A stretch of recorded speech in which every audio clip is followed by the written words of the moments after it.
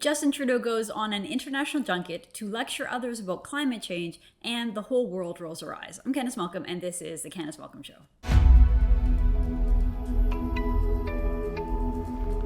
Hi everyone, thank you so much for tuning into the Candice Malcolm Show. I hope everyone out there had a wonderful weekend, and I hope you had a great Halloween celebration. I'll just say, for me, I love Halloween. So when you're a little kid, Halloween is just the best. There's so much anticipation. There's so much build up. You sort of have like your events at school. You get to dress up at school, and everyone in your neighborhood starts dressing up or starts decorating their home. You start decorating your home. There's like a lot of anticipation building up to the big night, which is Halloween. And then there's so many different ways that you can sort of celebrate Halloween. You can go out trick-or-treating. You can go to a haunted house. You can go watch scary movies with your friends. You can stay home and hand out candy. There's just lots to do, lots of excitement. And again, being a kid on Halloween is the best.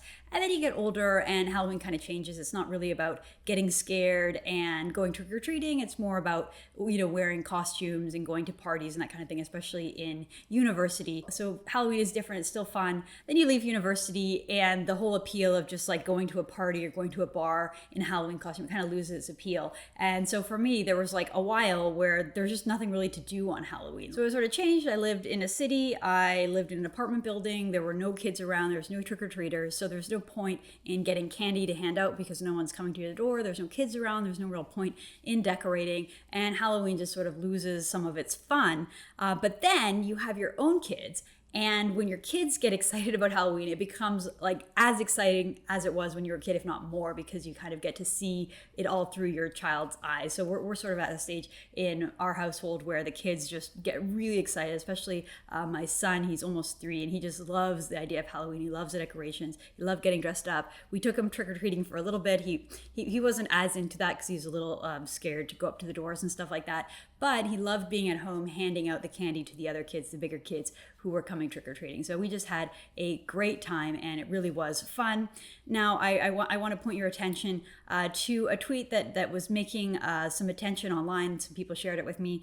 And to me, this is just one more reason why the left is totally insane, and one more reason why, for your own mental health, you should stay off of Twitter, stay off of social media, because it is just a totally insane platform. So this tweet comes from an individual who is he's a doctor, he's a professor, he is the head of Brown University School of Public Health. So he's the head of a public health school at an Ivy League university in the United States, the best and the brightest, the top medical experts and practitioners here. So this is Dr. Ashish Jha, I believe I'm pronouncing that correctly. Dr. Jha said this: "Kids going trick-or-treating was safe last year. It is exceedingly safe this year.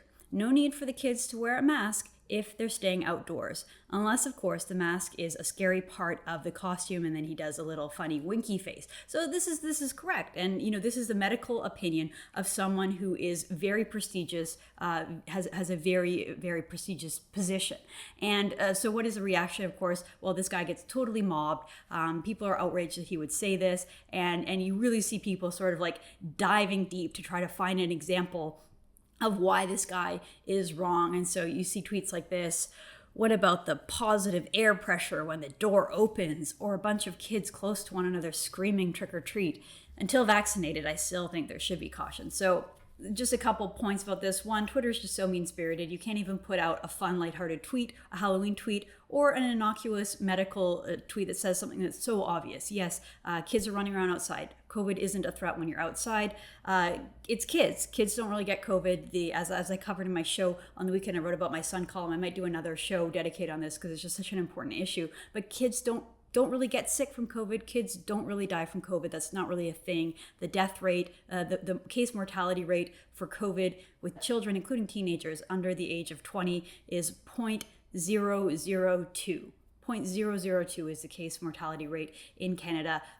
There's been 17 deaths for people under the age of 20 in Canada out of a population of about 8 million people. So this whole idea that kids are at risk of COVID is wrong. And again, no. So they're outside, they're running around, kids aren't really getting COVID anyway, and the interactions are very short, very brief. So this idea that we have to push paranoia in our society about COVID is wrong. And then the other is just the mob mentality on Twitter.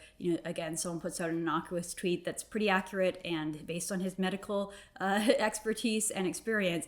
And, you have all these sort of leftist, Democrat, liberal types just completely replying with insanity, saying that the sciences are on their side, even though they're talking to a very prestigious head of a public health unit at an Ivy League university in the U.S. Just totally silly and ridiculous. Look, if you enjoy the Candice Malcolm Show, if you are watching this video on YouTube right now, I encourage you to like the video. Don't forget to subscribe to True North. Leave us a comment. Let us know what you think of the show. And don't forget to hit that little red notification bell to never miss an episode. All those things really help us out. If you're watching on Facebook, don't forget to like this video, like our True North page, leave us a comment. Let us know what you think of the show. Finally, if you're listening to the show in podcast form over on Apple Podcast or Google Podcast or wherever you get your podcast, if you enjoy the content, if you enjoy the show, please leave us a 5-star review. It really helps us. It helps our discoverability for people who don't know about True North, don't know about the Candice Malcolm Show. It will increase the likelihood that they will be able to find this podcast. So please do that. It really helps us out. And don't forget to subscribe to the Candice Malcolm Show so that you never miss an episode. Okay, so the big news of the weekend was that Justin Trudeau went on another international junket. The entire focus of all of his visits, all of his trips, has been to lecture the world, lecture others on climate change, and I will explain why it is completely ridiculous for him to do that. Now, I just want to point this out. Last time Justin Trudeau went on one of these junkets, his staff told Bloomberg that Justin Trudeau envisioned himself as the dean of the G7. Angela Merkel was stepping down, which means that Justin Trudeau is the longest serving leader of the G7, and so he wants to be considered the leader and the dean, and that is how he thinks of himself. That is how he goes about these international junkets. It's kind of a joke because, as everyone knows, Justin Trudeau doesn't have a lot of worldly experience. He didn't have a lot of work experience before becoming prime minister. He kind of just partied his way through his 20s and 30s and then woke up at age 40 and said, you know what, I'd like to be prime minister. And Canadians rewarded him with that by the age of 41. So that's the Justin Trudeau story. He's not a very serious guy, and you can see that as prime minister. He usually embarrasses himself. He usually wears silly costumes, and he's kind of the butt of a lot of jokes. Regardless, he still wants to be seen as the super serious leader, and so we see that Justin Trudeau on these junkets. And the second one is climate alarmism. Everything that Justin Trudeau talks about, all of his messages, all of his announcements, it all ties back to climate alarmism. He doesn't even call it climate change anymore. He calls it the climate crisis. And he treats it as though it's the biggest issue going on in the world right now. I mean, could you imagine being that sort of out of touch with the world? We're still grappling from the impacts of the global pandemic. There has been an absolute ravaging of the global economy, and it's still present everywhere. You can see it with the supply chain problems and the amount of time it takes to get things shipped. There's still huge supply chain issues. We're still dealing with higher unemployment, so many businesses that went under, so many people who have lost their jobs, still the sort of threat, a looming threat of a fourth wave and more lockdowns to come. And then that's not even getting into the financial side of things, the rapid out of control spending that Western countries have taken on, including and especially Canada, the sort of threat of ongoing inflation that could go to hyperinflation. You know, the governments are just printing mass amounts of money. They've never really experimented with this kind of levels of debt before, and there is a lot of concern about the overproduction of money, meaning the devaluation of money, and the impact that will have. And yet we don't really hear a lot about that. Instead, we hear a lot about climate change as if that's the biggest and the only threat to the world. And then the second element at play, so the first one is climate alarmism, and the second one is still the COVID theatrics, because we are still living in this sort of post-COVID, post-pandemic world. All the world leaders want to heavily virtue signal about wearing masks and taking all these precautions, lecturing everybody about getting vaccinated, and that's sort of the second theme that we see throughout. Both of them are based on virtue signaling. Both of them are based on promoting their own woke credentials, woke left-wing credentials, and they're both based on pushing a socialist far left worldview and far left policies into the world. So those are the major issues at play. The first stop on Justin Trudeau's little whirlwind across Europe here was in the Netherlands. Justin Trudeau went on a bilateral visit to the Netherlands to talk about, you guessed it, climate change, fighting extremism. I guess they're talking about far-right extremism, which again isn't really a threat at all, but that's the threat that Justin Trudeau pretends is the biggest threat in the world. And then the climate threat, that's according to the CBC. So we see this headline over on the CBC. Trudeau says Canada and the Netherlands must join forces to fight extremism and climate threats. So again, we're supposed to believe that the biggest threats in the world right now are the threat of extremism, which Trudeau talking about conspiracy theories, intolerance, marginalized, angry people online. Supposedly that's the biggest threat to the world, as well as their climate alarmism. And so out of this, we saw an announcement that Canada and the Netherlands were going to be working together to create a new NATO center based on climate security. So there will be a Center for Climate Security in NATO. Canada will be a leader in this starting in 2023. So, on the upside, Justin Trudeau is actually talking about national security, which is rare and probably a good side. But the downside will be that it is heavily steeped in leftist ideology focused on climate alarmism.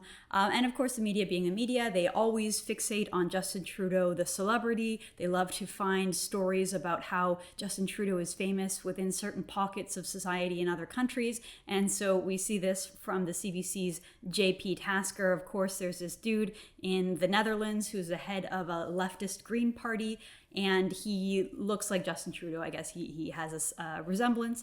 And so this is what JP Tasker over at the CBC focused on, again, during Justin Trudeau is supposed to be doing something super serious, and the media instead fixate on stupid little celebrity elements. So there's this guy in the Dutch parliament, head of the Green Left Party, and he kind of looks like Trudeau. So that's what JP tweets about. He says, Trudeau took questions from the Dutch MPs assembled for his speech this morning. He was pressed by Jesse Klaver, leader of the Green Left Party, about Canada's climate ambitions. Trudeau answered and then quipped, "Nice hair," to Klaver, who bears a striking resemblance to the PM. Jesse Klaver has been dubbed by some media here as the Justin Trudeau of the Netherlands. He bears an uncanny resemblance to our PM. So again, trying to make it seem like Justin Trudeau is this big global celebrity that the Netherlands, has this politician, and they call him the Justin Trudeau of the Netherlands. Why? Because he sort of looks like Justin Trudeau. Look, this guy's got kind of like curly hair, long for a politician, long for a political leader. He doesn't really look like Justin Trudeau in his face, but he looks young and his hair is kind of out of control. So no, he doesn't really bear an uncanny resemblance to our PM. No, he doesn't bear a striking resemblance to him. He just has similar kind of hair to how Justin Trudeau used to wear his hair like 10 years ago. And the media is fixating on this. Why? I have no idea. But it is because they're obsessed with Justin Trudeau's looks. They're obsessed with the celebrity aspect of Justin Trudeau. They swoon over him. They think he's good looking, and they see this guy and they think he's good looking. So they want to talk about his looks, and they want people in Canada to think that Justin Trudeau is just this well-known, revered leader. But no, Justin Trudeau is pretty much the butt of a lot of jokes around the world, and a lot of that comes from the way that he behaves on these international junkets, the way that he acts, the way that he virtue signals, some of the silly things that he says that are so steeped in woke ideology, or just the lack of self-awareness he has when he gets dressed up, when he dances, when he does all kinds of silly things. Okay, so Justin Trudeau moves on from the Netherlands and he goes over to Rome for the G20 summit. Trudeau goes with his finance minister, Chrystia Freeland, who really has no business being the finance minister. Let me just say that. She came into politics as a journalist. She was a journalist for Bloomberg for many years. She wrote books about really wealthy individuals, and she never really worked on the business side. She came into the Trudeau government. She was given the foreign affairs position because she's sort of a worldly person. She speaks a bunch of different languages. She was at least better fitted for foreign affairs. Then she got promoted because she's such a good lackey to Justin Trudeau. She's such a good sidekick that Trudeau promoted her to finance minister, even though she really doesn't have the background in finance. It's really embarrassing to Canada to have a finance minister that has so little background and experience when it comes to banking and finance. So here we have Chrystia Freeland, and she is also becoming a total joke on the world stage. So apparently this is a tweet from Politico, a US reporter. He tweeted this. He said, "When a minister, Canada's Chrystia Freeland, arrives 45 minutes late to a 30-minute press conference, and then her team announces that only Canadian journalists are allowed to ask her questions. Maybe stay home in Canada if you only want to talk about Canadians," he writes. Pretty devastating stuff. And again, it shows how Canada is not really as revered as some liberals like to think. The Trudeau government isn't really as respected among the international media. The international media don't give them the same sort of kid glove treatment as the Canadian media does. And the international media are always kind of a little surprised by just how unprofessional Trudeau and his team are, and some of the really crazy demands that, again, the Canadian journalists put up with because they love the Liberals. They want the Liberals to do well. They worship Justin Trudeau. Trudeau, or because they are on the dole, they are receiving their salaries from the Trudeau government, and so they can't really criticize them. They just sort of do what they're told. So this guy from Politico, he goes on, his name's Ryan Heath, he says, it gets better. The spokesperson actively physically intervened to stop Stuart Lau and I from asking a quick question as the presser wrapped and ushered Freeland out of the room. So again, just really, really unprofessional, really embarrassing, kind of Bush League, amateurish tactics by our finance minister and her team. And it just shows just how over their head and out of their league they are when it comes to these international junkets. So Justin Trudeau, while they were at this G20 summit in Rome, he met with UK Prime Minister Boris Johnson, and they discussed, you guessed it, climate change. According to the Prime Minister's office release from that, they talked about their shared priorities in advance of the COP26 summit. So Trudeau says that climate progress was made at the G20 summit, but Canada wanted a more ambitious plan. So they put out this press release saying that climate change was at the top of today's agenda. We focused on how we can increase climate ambition during this critical decade and what more we can do to phase out coal, reduce methane emissions, increase support for adaptation, and fund nature-based solutions. So I just quickly want to say, look, so there's three parts to Trudeau's international junket. The first was a bilat in Holland. The second one was this G20 meeting in Rome. And the third one was COP26 in Scotland, which we will get to next. So he does these three different meetings, and all of them he was obsessed and almost solely focused on climate change. Well, the point of the G20 meeting is the leaders of the top 20 economies on planet Earth. They get together to talk about finances and the economy. The whole point is to talk about economic security, talk about the global financial system. It is not to talk about climate change. And the very next meeting that you're going to on Sunday is entirely focused on climate change. So for one G20 meeting, for one day, you couldn't just talk about global finances. Trudeau always had to swing it back, always had to make it about his pet little issue and not focus on some of the bigger issues in the world, like I talked about before. The issues with supply chain, it's still a huge problem, massive, massive disruptions around the world with supply chain issues, which is why it's taking so long to get things. There's huge waits everywhere. It's a major problem. Trudeau doesn't want to talk about that. He doesn't want to talk about monetary policy. We know that from the election campaign. He said that he doesn't think about monetary policy, but inflation and the threat of hyperinflation is a huge problem. And perhaps just, again, one day, Mr. Prime Minister, spend one day of your year talking about the serious financial and economic issues and not virtue signaling about climate. But alas, this just shows again what a total embarrassing joke our government is, especially on the world stage. That's when you can see it the most. So next Sunday, Trudeau jetted off to the COP26 meeting in Scotland. So what exactly is COP26? So the UK is hosting this, the 26th annual United Nations Climate Change Conference of the Parties in Glasgow from October 31st. So it started on Sunday and it goes all the way to November 12th. COP just stands for Conference of the Parties. So the COP26 summit will bring parties together to accelerate action towards the goals of the Paris Agreement and the UN Framework Convention on Climate Change. More than 100 countries will take part. And so this is just sort of the follow-up to the Paris Agreement. Now we are going to have probably the Glasgow Agreement, which will be even more ambitious in terms of reducing emissions and pushing the sort of anti-energy, anti-oil worldview. And so the message coming out of COP26 was eat less meat and fly less, which again is just such an ironic message given that we had hundreds and hundreds of planes flying in from all over the world to attend this silly little summit. According to our friends over at the National Review, the big climate change summit welcomed up to 30,000 officials flying in on planes. Private jets flying into the COP26 meeting will blast more CO2 than the Scots pump out in a year. This according to the Daily Record, a US outlet. So there will be more emissions from this one weekend of climate change virtue signaling than all of Scotland puts out in an entire year. Just think about that for a second, and think about that next time you hear Justin Trudeau bloviating about climate change and how we all need to do more. So there were more than 400 private jets carrying world leaders and business executives into COP26, which will blast 13,000 tons of CO2 into the atmosphere, the Sunday Mail revealed.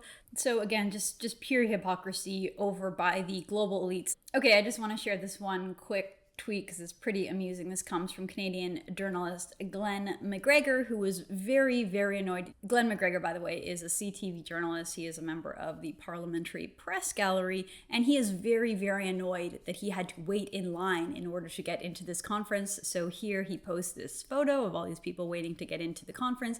He says this: massive lineups at delegate media security screening points for COP26 in Glasgow. Not COVID safe, not smart security, poorly done, Scotland. And then he has a follow-up tweet. Glenn McGregor is clearly very annoyed that he had to wait in line here. He follows up and says, I've been to G7s, G20s, APEC summits, Summit of the Americans, and the United Nations General Assembly, and I've never seen anything like this before. The UN and host countries should be embarrassed. Shows poor planning. Okay, Glenn McGregor, so sorry that you had to wait outside for a few minutes. I know it must have been just horrible. Well, the idea of a big conference welcoming, 30,000 people? I mean, anyone who's ever been to a festival or anyone who's ever been to Disneyland knows that when you're dealing with huge crowds, there's often huge lines. And this whole idea that it is not COVID safe, give me a break. One, you're outside. You're going to be safe outside. Number two, I guarantee that all of these people are vaccinated because of exactly the type of people who would be vaccinated. I wouldn't be surprised if they required vaccination in order to get in. And third, from best I can tell, everyone's wearing a mask. So this whole idea that you just cry that it's not COVID safe anytime you don't get your way is pretty pathetic. I just want to point this out quickly. As it is with any of these international junkets, the whole thing is hypocrisy. Obviously, all these elites fly in from all over the world. They lecture us about eating less meat and flying less. Meanwhile, they fly to their heart's content all over the world. That's always been the case. And then the second major thing is that these conferences always punish advanced, developed Western countries. They always punish the United States, particularly Canada as well. And there's no buy-in from the rest of the global community. There's no buy-in from countries like China and India, both of which are the largest emitters. You're not going to have a plan to reduce emissions around the world without the buy-in of China and India. And I'll just quickly note how basically these two countries are saying no to this entire scheme. So China's leader Xi Jinping did not even bother to attend COP26. I actually kind of give him credit for this. He didn't want to fly in and sort of be part of this whole hypocritical show. So he attended by video link. And basically China sends a modest climate pledge to Glasgow, according to the South China Post.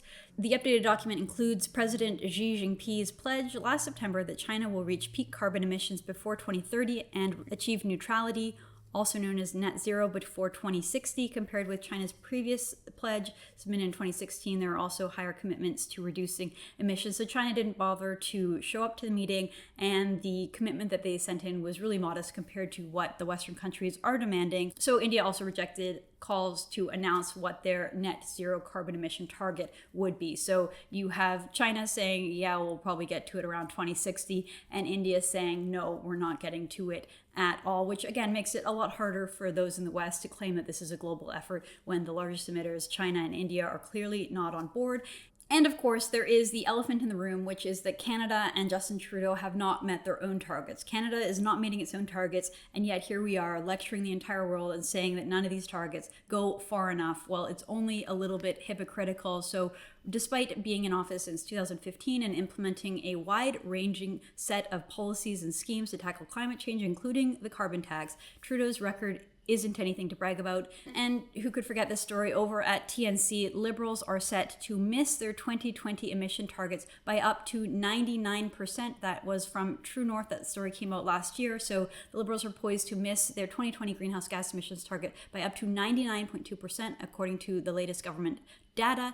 In his first term as Prime Minister, Justin Trudeau proposed a plan to reduce emissions in 2020 to 17% less than 2005 levels, with a goal of achieving a 30% below 2005 benchmark by 2030. In 2005, Canada emitted 730 million tons of greenhouse gases. According to Trudeau's plans, emissions in 2020 should be down to 606 tons, yet government data revealed that Canada emitted 729 million tons of greenhouse gases this year, And then there was this embarrassing report saying that Canada's emissions have increased the greatest in the G7 since the Paris report. So this is from the left-wing Canadian Centre for Policy Alternatives. They say that Canada has shown the greatest emissions increase since the G7 and the 2016 Paris Accord. So again, how can Justin Trudeau be taken seriously as the dean of the G7 when his biggest priority is climate alarmism and he can't even meet his own targets, despite implementing pretty widespread sweeping policies in Canada, including the carbon tax? So Justin Trudeau's priorities don't match up with his abilities. He can't actually implement the things that he really cares about, and that is because his abilities and his priorities are completely counter to the world that we live in, real life, human nature. You cannot just simply move away from the source of energy in a country. And Justin Trudeau is just so naive to even be trying. He's so out of his league. He is so embarrassing. And every time he goes to one of these international junkets or shows up on the world stage to start lecturing everybody about climate alarmism, it becomes increasingly clear that this man should not be taken seriously. I'm Candice Malcolm, and this is The Candice Malcolm Show.